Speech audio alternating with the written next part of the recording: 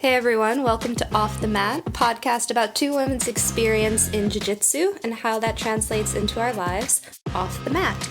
I'm Justine, a bit of a renegade, outdoor enthusiast, and a white belt in Jiu-Jitsu. And I'm Karina, a full-time student, creative artist, and also a white belt on my way to becoming a black belt. Hey everyone, welcome back. This is our 9th episode. So nice to have you here. We have our second guest speaker of Off the Mat podcast. It's our good friend and coach, actually, Marybeth. So hi, Marybeth. Hey. Welcome to Off the Mat. How's it feel to be off the mat? Normally we're off the mat. I'm always on the mat. Yeah, that's fair. So Marybeth is a brown belt. She started her jiu-jitsu career in New Jersey, and she has been coaching us for the past half a year now here in Gainesville. And so we kind of just wanted to bring her on and introduce her to you guys, let you guys know, what we've learned from her, what all the things jiu-jitsu around her, around us. And she brings a pretty unique perspective of having been engaged in martial arts for, close to 2 decades at this point? I started when I was 11. So yeah, like 20 years. About 20 years. And obviously, starting at that point, it was even less of a female-oriented sport at that time, I would imagine. I think there was more where I was, because it was a stand-up sport. So I was doing Taekwondo. Right. So it's a little different. And there was always a lot of children that people would put their children in it. Well, maybe we can start there then. Kind of what got you into martial arts, the different martial arts that you have experience with, and how you've ended up with Jiu-Jitsu as kind of the main one that you practice currently. Well, I always wanted to do martial arts, but my parents wouldn't let me because it was too expensive. So my mom won 2 months free for a Taekwondo school. Oh my god. So my sister wanted to do it too, so my sister and uncle did it, and then my sister quit after like a month. Mm-hmm. And then I just constantly I was there like every single day. What did you like about it? I never liked the team sports. Mm-hmm. I was very shy, and this helped me open up. And I feel like it was more about you doing everything and not the whole team sports. Like you don't have people, what's the word? Like, Not waiting. Waiting on you, but like counting on you. Yeah. People counting on you. It was waiting on you. Waiting on you. Here's your glass of water, ma'am. No, like it's an individual sport. Yeah, it's individual sports. It's more about you. It's your how you perform rather than how everybody performs. Right. And how many hours you put in. Yes, exactly. And I liked the forms, which they call katas or forms aspect, and all the kicks and everything. It was plus then it was more about karate and taekwondo. You didn't even know about jiu-jitsu. Oh, that's not a big difference. I think UFC was.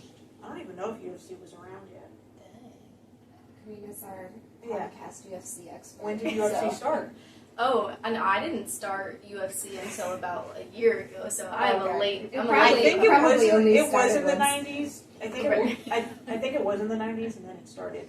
It didn't get popular though. Yeah, I'm not gonna say. I have I'm heard not gonna that. embarrass myself, but I have heard that generally about UFC, that it's really only become more popular in recent years. Yeah, just pretty. So that's pretty much everybody was doing. I don't know if you heard of Tiger Schulman's. Everybody was doing Tiger Schulman's. It's like it was this karate that was like everywhere. Maybe like Gracie. Yeah, Jiu-Jitsu. it's like you probably look it up and find. They're still around up north, but you probably look it up and find their like catchy commercial. They had some catchy commercial with it. So when did you start Jiu-Jitsu then? And how far did you get with Taekwondo before? Okay. Taekwondo, I got up to 3rd degree black belt. Wow. Taekwondo. Jiu-Jitsu, I started about 7 years ago. But I had done it a little bit when I was still at Taekwondo. Just like, because they had somebody come in, so I kind of had a roundabout way into it. Like, I never did it until 7 years ago. Mm-hmm. So I've had a couple different instructors. Do you find that it was an easy transition between the two? Like your training in Taekwondo supported your transition to training in Jiu-Jitsu? So the reason I did Jiu-Jitsu was because it was totally different. Okay. Because I didn't want another stand-up. There's only so much you can learn. I feel like Jiu-Jitsu, you're constantly learning stuff. It has helped me with different, movements because I'm like, oh, I'll do like this kick, or like hip wise and stuff, like leg wise, because I did Taekwondo, which is a bunch of different kicks. It helps me with that stuff. Like, you know how I was yelling at you about your hips? Yes. No, but Thanks for the reminder publicly. Thank you, I yell at everybody. both of you. yeah, But you threw an item at me about my hips in class once, so. it's funny that you say that. You know, Taekwondo is something where like there's not that much to learn. It's hard for me to wrap my mind around that because right now what we are doing, there's so much to learn. Well, there's a lot to it, but so every form, you have to do a form for every single The kata, right? kata, for every single belt. But there's only like so many punches, so many kicks, so many. It's set different things, but the forms are different ones. Like I think for my black belt testing, I had to know 10 different ones, and all of them have different number of moves and stuff. But it's pretty much the same type of moves that you know, just put into almost like a dance. Are you actually fighting when you do Taekwondo? So you would spar. So you'd wear gear. So you weren't where I was. Some have like there's full contact karate, but Taekwondo you didn't. It wasn't full contact. It was like a point sport. It's actually in the Olympics. So you had to kick above the belt. You couldn't punch to the head. You could kick to the head.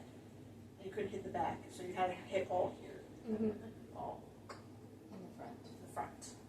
And then once you take them down, that's You couldn't do takedowns. So So when you were just sparring, you would just spar and like kick and do all that stuff. And then in tournaments, there's points for different. If you kicked here or if you jump kicked here, more points. Hit the head.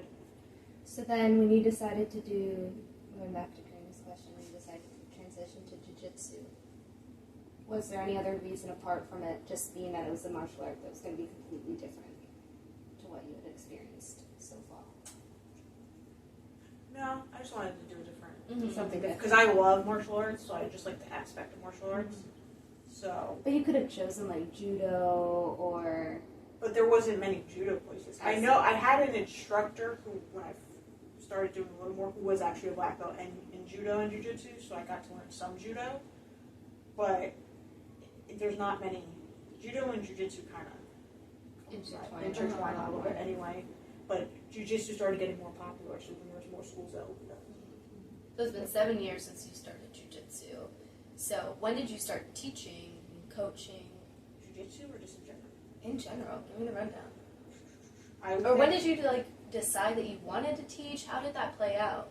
Were you asked to? Did you just start like mopping floors and then all of a sudden you're teaching classes? I was Like the wipe on. yes. No, wipe I was off only Karate like Kid. so at where I was at for Taekwondo, they had what was called the SWAT team.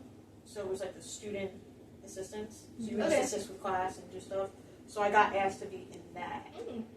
And that I was a blue belt. I think I was 12, maybe at the time, because I was always there. So they're, well, you're always here anyway. So if you want help with this class, you can help with this. So I just constantly helped with classes. So I was doing it since I was a blue belt. So you never stopped. It's just in your blood.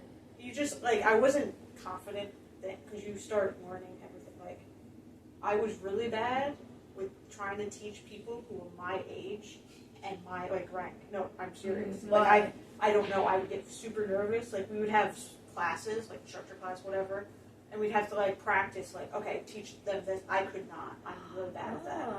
Maybe I've gotten way better now, Uh-huh. but I would get so anxious and couldn't do it. Like teaching someone who knows as much as you or It potentially was more. like almost my peers. I couldn't do it. Yeah. The kids, I don't care. I can do this. That's fine. But like, So when you decided to start training in jiu-jitsu, was it challenging? I mean, it's like for us when we first started training, it was like a lot of things that we had never experienced before, especially because of how contact heavy jiu-jitsu is. And I know because we're friends that you kind of don't like yes. the claustrophobic feelings. Yes. And so jiu-jitsu gives that feeling to you quite a lot, especially in the beginning when you're not good and you're on the bottom all the time. Yes. It actually helped me. It's helped me with it because I trust those people. Mm-hmm. And I was in Taekwondo, which is kind of contact oriented too. So kind of that I was like, okay, that's fine. But if somebody's not, I know the person's going to get off of me. Mm-hmm.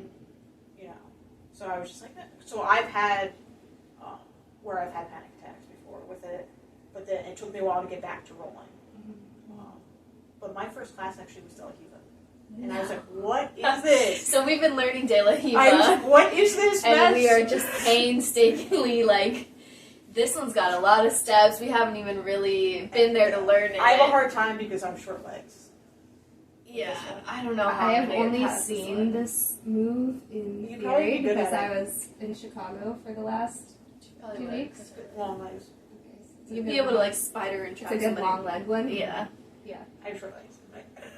Well, and I think too, at least for me, I've really valued your experience of struggling through kind of those pressure situations in jiu-jitsu because I've also experienced that panic and that anxiety, probably not to like the same level because I'm generally not claustrophobic, but I have experienced that this fucking sucks and I don't want to be here, and you feel sick and you feel panicked and anxious, you cry sometimes, and so I think having you as a coach and kind of helping us to work through that and train through that to become more comfortable in those situations has been invaluable. And I think a huge insight that you're specifically very capable of bringing into any sort of teaching Because environment. I had to learn.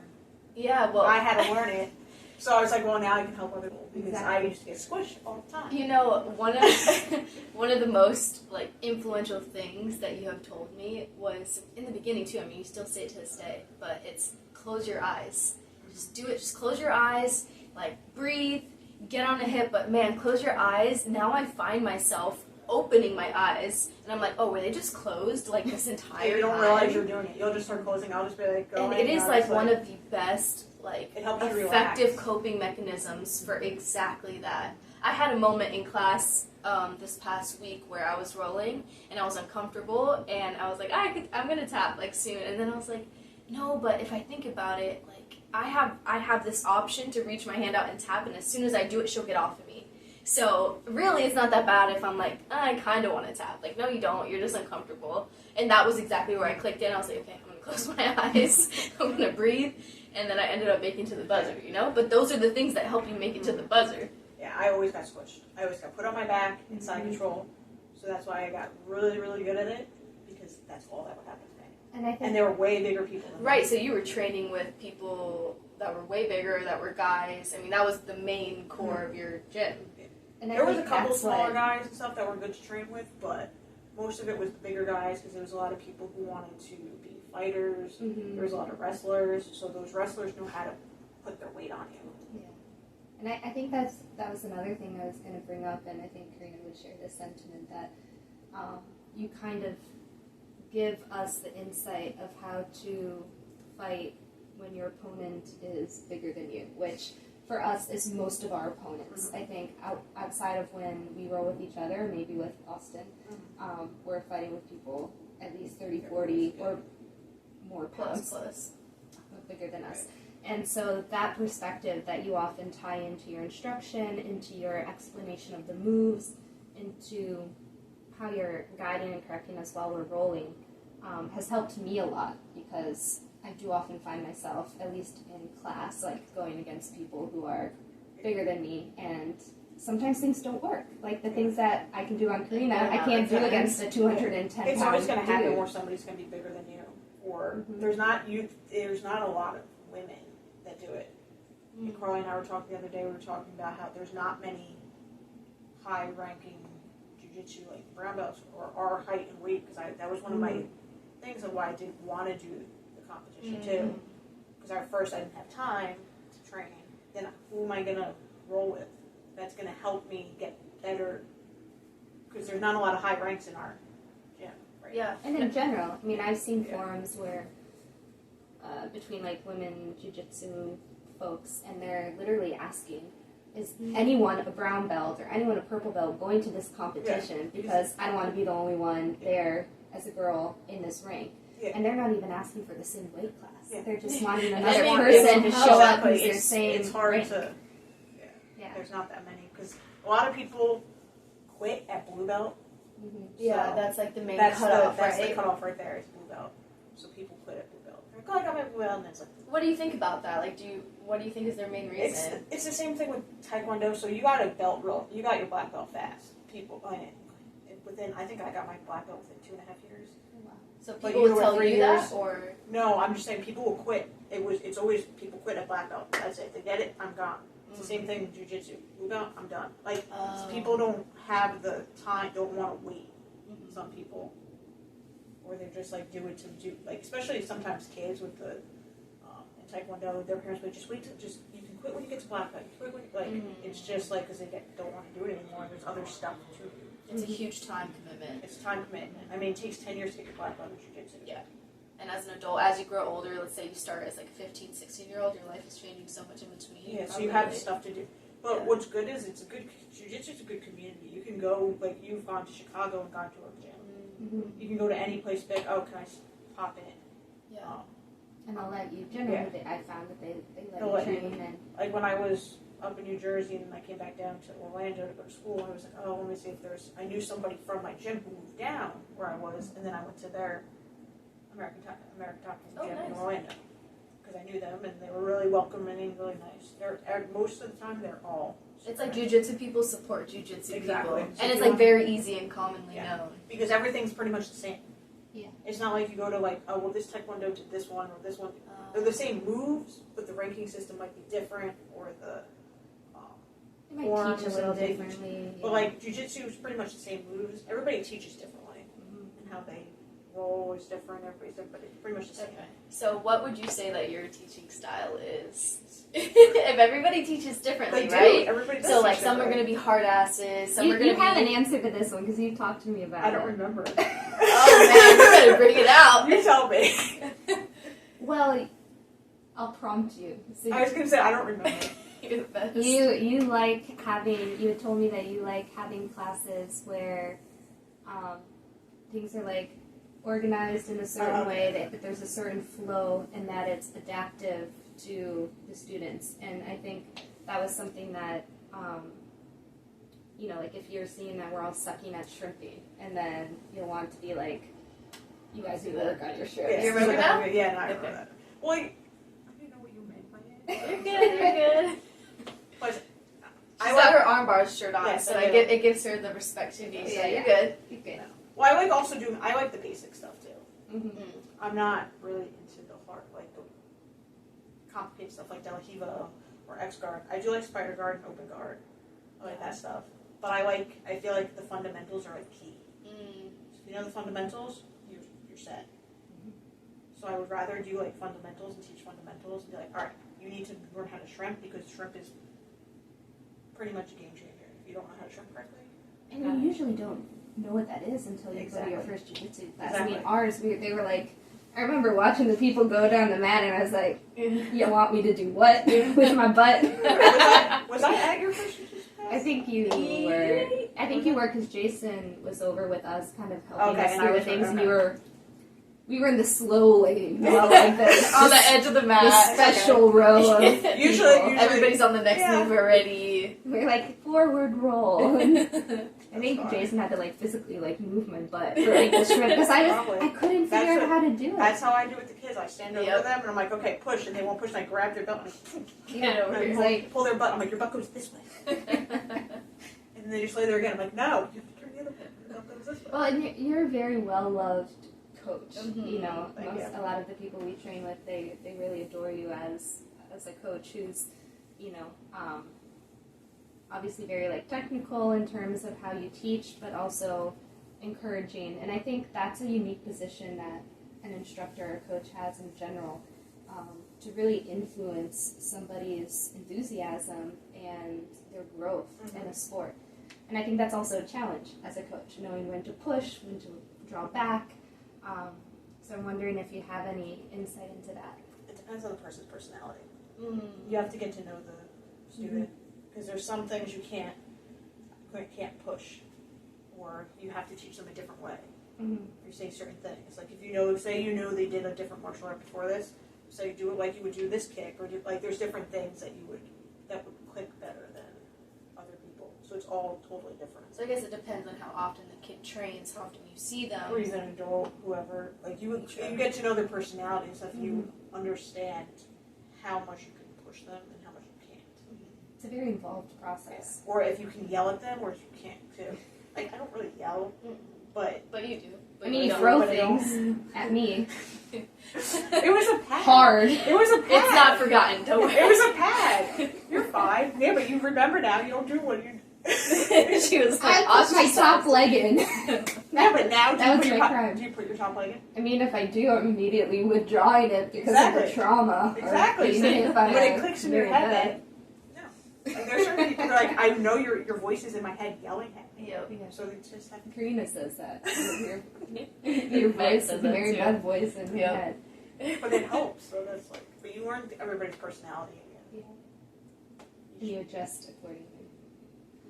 I think one of the last things we wanted to ask you about is we talk, I get a lot of bruises, and we often talk about, you get a little bit bumped and shaken up sometimes when you practice jiu-jitsu. And obviously you're going into this contact sport, there's a risk involved. When we signed up for the competition, we had to sign a waiver being like, we accept death, dismemberment, like disabilities, We went on like about everything. that one last time. So you have the perspective as being both a student and a coach, and in terms of how do you navigate that injury risk? Because I know you've kind of seen both sides of that coin.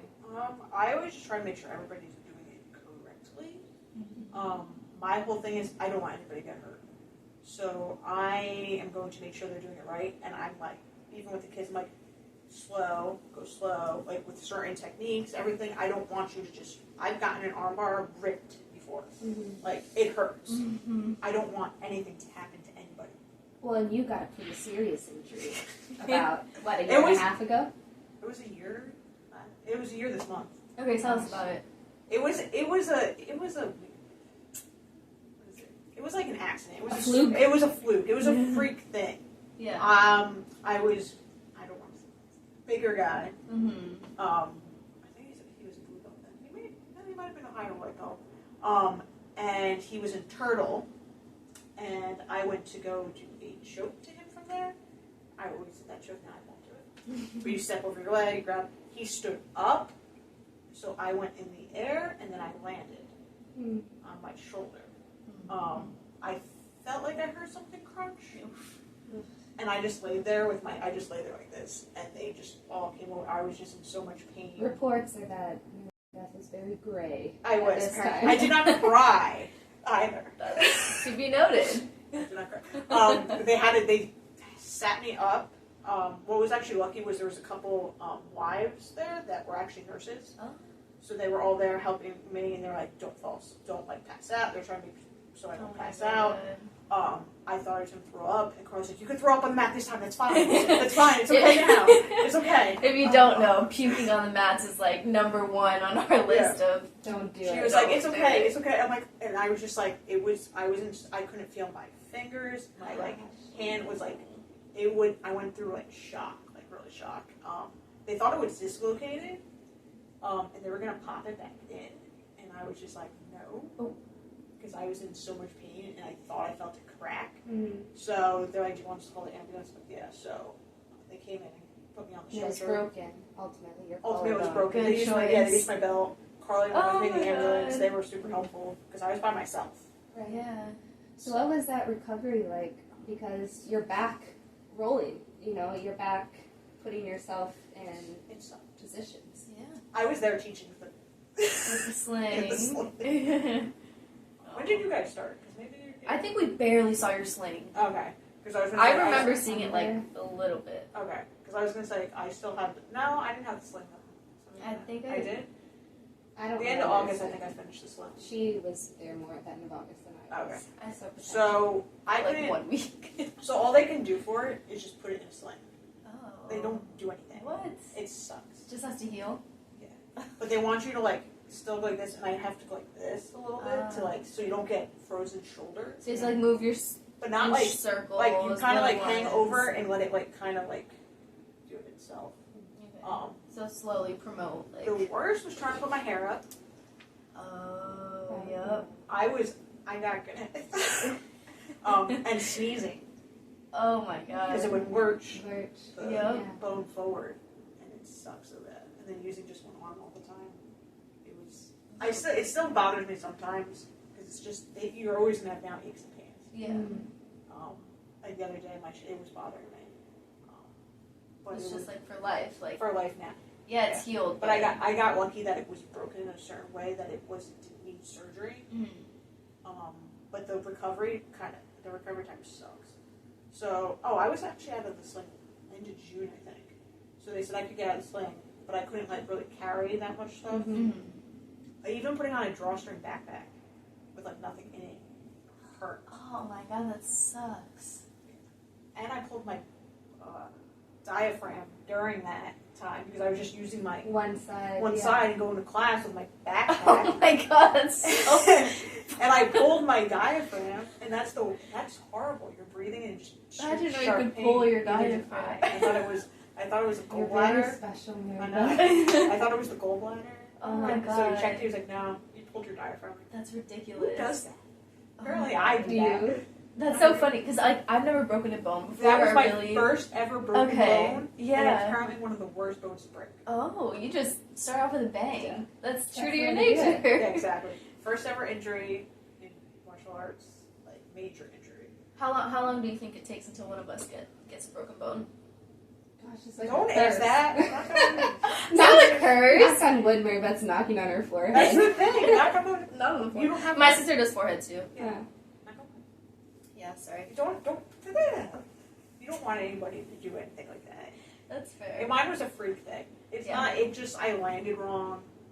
Well, it wasn't. It was kind of hard to land because I went like I don't even know 5 feet in the air probably because he was like 6 foot tall, Jeez, your whole body weight on that. and I just went. Beep. So it was a freak. He felt so bad, and I was like, "It's not your fault." Like it's. And I think that's, you usually feel bad, like even when I accidentally like knee somebody or elbow somebody, It's like, I always feel It's like, terrible. oh, sorry, I touched. Sorry, or when you like accidentally touched it. Like, Yeah. But there's some people that are more sorry sayers than others. I don't know if you notice like a difference. Like I'm There's more of a some people- sorry sayer. I think it comes with like eventually you don't say it as much because you realize it's like an accident. okay. But if it's like something where you actually like really whack somebody, then you're saying sorry. Yeah. Like getting knee in the head or something. Happened multiple times. You have to know your lines. I had one random question that just intrigued my interest for you because since you know about like kata and you did that Taekwondo, but you also know Jiu-Jitsu, so each of these sports do have their own origins, and so we know that there's Japanese parts and there's also Portuguese parts. So did you ever learn any parts of the languages? Do you remember them, and do you think they're important now and in the future as like martial arts becomes more modernized? Taekwondo, I knew some words. Okay. Only because it was like incorporated into it. I don't remember them because they were so long. Like I knew the word for like go in Korean. I knew the word for stop or break. I know attention bow was chariot kinye.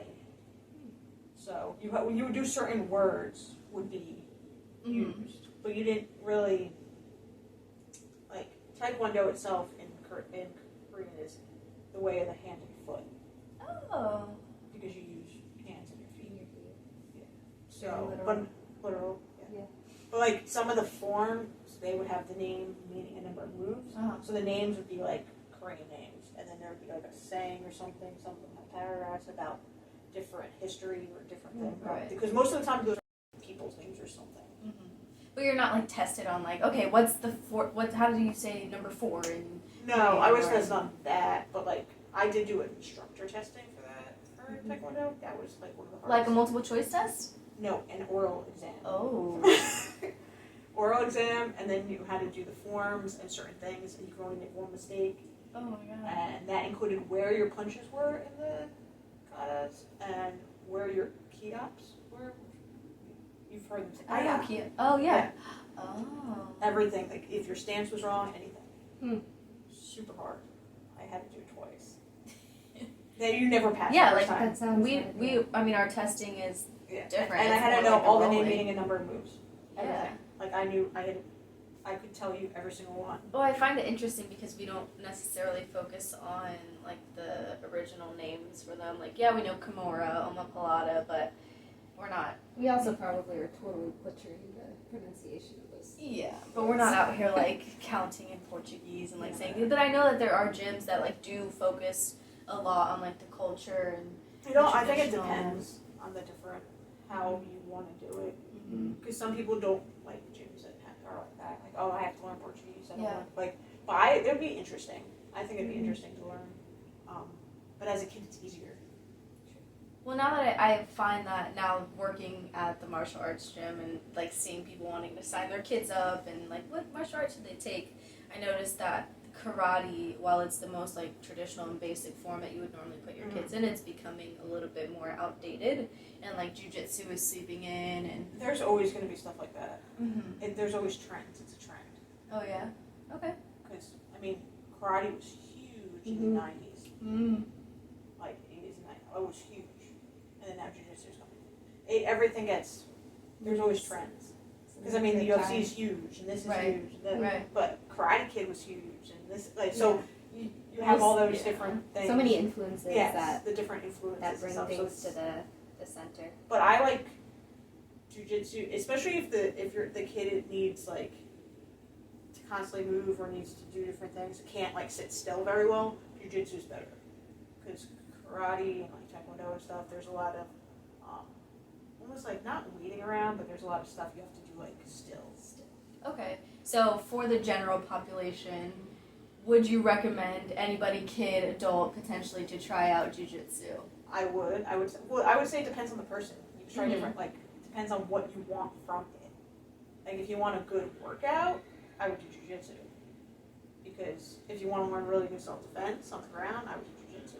But if you're, like, into the traditional aspect of it, and you want to learn how to kick and punch and stuff, then I would do the stand-up sports. Like, there's different ones, like Muay Thai, too. I never got into Muay Thai because I knew Taekwondo, and I didn't want to change how I kicked. Because Muay Thai, they kick with the shin. I kick with like the instep or the ball foot or the heel. So I didn't want to change how to. I was like, it's all ingrained to me. I can't change myself. So depending on your needs. So if you want a good sweat, if you want to learn a little bit of or even self-defense. kickboxing, if you want to. Yeah. I think what's super cool about having you on this episode today, Marybeth, and maybe we can then end with this last question, is that you really are an example of someone who's like stuck it out over the years. Like you have committed hours and hours, probably like years of your life at this point, if you count all the hours together, to training in the martial arts. And so what would you say to people who have that desire? They might be like, yeah, I want to stick with this all the way till getting a black belt. What advice would you give them to help them achieve that? I feel like goal? you have to enjoy it. You have to find a place where you enjoy it too. Because if you don't enjoy where you're training, then you're not going to stick it out. If you don't enjoy your training partners, you're not going to stick it out.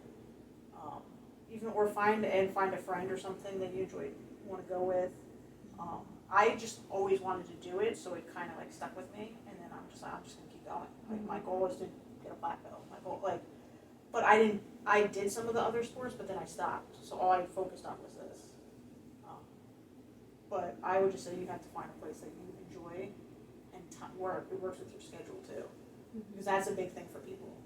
To be consistent in it in your life for so many years. Yeah, that's for sure. Schedule-wise, all that stuff. Because I had to kind of stop for a little bit, and then I had to go back to it when I went to school or do this, but then I would find some time to do it. But you have to find your own time. Or get your own mats. Well, we'll hit you up in like 10 years when we've got our nice black belt around us and let you know how it went for us. I would hope I would still be talking to you Of and have you know. course. And then my top leg should hopefully I won't be Still throwing- not- I won't not going be the wrong throwing things place. at you. Yeah, but thank you, Marybeth. Yes, it's been thank a pleasure you. having you here today. I'm sure a lot of people are going to be thrilled to hear this episode because of how much they like you. And so I think having your expertise and your insight is invaluable. Yeah. As a coach, as a training partner, Whether it's on the mat or off the mat.